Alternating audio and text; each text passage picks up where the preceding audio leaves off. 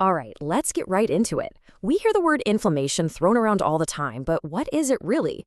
Well, the best way to picture it is like a fire inside your body. Now, sometimes that fire is a good thing, a controlled, healing flame. But other times, it's a raging wildfire, silently spreading and causing all sorts of damage. Today, we're going to understand that fire. I love this quote. It just nails the whole idea, doesn't it? I mean, think about it. You absolutely need the fire department when your house is on fire. But what if they never left? They just keep spraying water everywhere, chopping holes in your roof. Eventually, the solution becomes the problem. And that's the paradox of inflammation. So, to really wrap our heads around this, you have to know that we're dealing with two totally different kinds of fire. One is our best friend, and the other, well, it's a hidden enemy. Okay, first up, we've got the good fire. This is what we call acute inflammation. You know this one. Think about the last time you got a cut on your finger. It gets all red, it's warm, it swells up, and yeah, it hurts. That's your body's fire department, your immune system, rushing to the scene. It's a controlled burn, right? It's there to fight off any bad guys like bacteria, clear out the damage, and then, and this is the most important part, it goes out.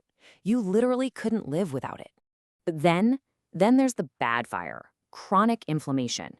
This isn't some big, obvious blaze. No, this is a silent, smoldering wildfire that's slowly spreading through your entire body. It's low grade, it's relentless, and the scariest part?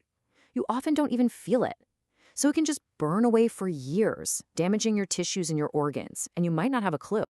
And this slide just lays it all out, side by side. It's a tale of total opposites. On one side, you've got acute inflammation. The hero. It's there to heal, it's obvious, it's short-term, and it's 100% beneficial. On the other side, you've got the villain, chronic inflammation. It's damaging, it's silent, it's long-term, and it is incredibly harmful. They couldn't be more different. So if this bad fire is so quiet, so sneaky, how in the world does it cause so much trouble? Let's take a look at how this smoldering threat actually spreads and what kind of diseases it fuels. And this is the really critical part. Look at this list. Heart disease, diabetes, Alzheimer's, cancer, even things like depression and arthritis. These are the biggest health challenges of our time, right? And the one thing they all have in common? This chronic inflammation. It's the common thread weaving them all together. It's the underlying fire that helps all of these conditions get started and get worse.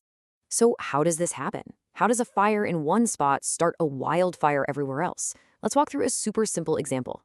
Say it all starts with something you might not even think about, like gum disease. That's a small, local fire burning away right there in your mouth. Okay, so that little fire in your gums starts releasing these inflammatory messengers. They're called cytokines. Now, you can think of these cytokines like tiny little sparks flying off a campfire. The wind, or in this case your bloodstream, catches those sparks and carries them all over the rest of the forest, which is your body. And here's where it gets really dangerous. Those sparks, those cytokines, they land on the delicate walls of your arteries and they start little fires there, causing damage. Over time, this turns into a full-blown wildfire inside your circulatory system, and that can lead directly to plaque buildup, high blood pressure, and a much higher risk of a heart attack. It's wild, right? A fire in your mouth can literally lead to a fire in your heart. So this all leads to a really important question. If this fire is so bad for us, what are we doing to feed it? What is the fuel that's keeping this modern wildfire burning day in and day out? Well, a huge piece of the puzzle is sitting right on our plates. Things like refined sugars, all those industrial seed oils, processed carbs like white bread. Look, these aren't just foods. In the context of inflammation, you can think of them as pure gasoline. Every time we eat this stuff, we are literally throwing fuel on that fire. But hey, it's not just about the food. The arsonists of modern life are kinda everywhere. As you can see, diet is the biggest chunk of the pie here, for sure. But things like chronic stress, not getting enough sleep, and just sitting around all day, they're major players too, constantly fanning the flames. Okay, I know that was a lot of bad news, but here's the good news, and it's really good. We have an incredible amount of power to fight back. So let's talk about the tools we can use to start extinguishing this fire for good. So if all that processed junk is the gasoline, then these foods, this is the water, or maybe even the fire hose.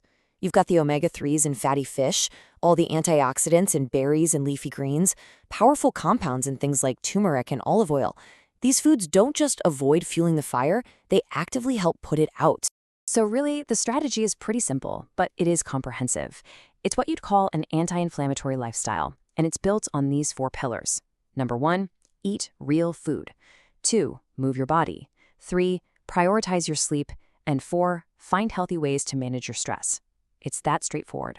And if you're kind of skeptical about how important this stuff is, just look at this number. Get this. Just one night of sleeping less than 6 hours can cause a 40% spike in key inflammatory markers in your blood. 40%! That just shows you how direct and how immediate the connection is between our daily choices and that fire inside us. And this isn't just some vague concept. We can actually measure it. You can go to your doctor and ask for a simple blood test called high-sensitivity C-reactive protein, or HSCRP. C-reactive protein is something your liver makes whenever there's inflammation. So this test is basically a smoke detector for your body. As you can see on the chart, a level below 1 is great. But if that number creeps up above 3, that's a huge red flag that a wildfire is burning and your risk for problems is high. So let's wrap this up by maybe shifting how we think about this. Maybe the goal isn't just to fight a fire. Maybe it's about learning how to properly tend to our body's sacred flame, so it stays a source of healing and warmth, not a source of destruction. And that brings us to a really powerful question to ask yourself. Are your choices, your habits, allowing you to wield this fire for good, for healing, for energy? Or have your habits let that fire start wielding you, slowly consuming your health from the inside out? And this, right here, this might be the most important takeaway of all. That fatigue, that brain fog, those aches and pains, that's not the enemy. That's a message. It's your body's fire alarm, and it's screaming that something is wrong, that the underlying conditions, the fuel, needs to change.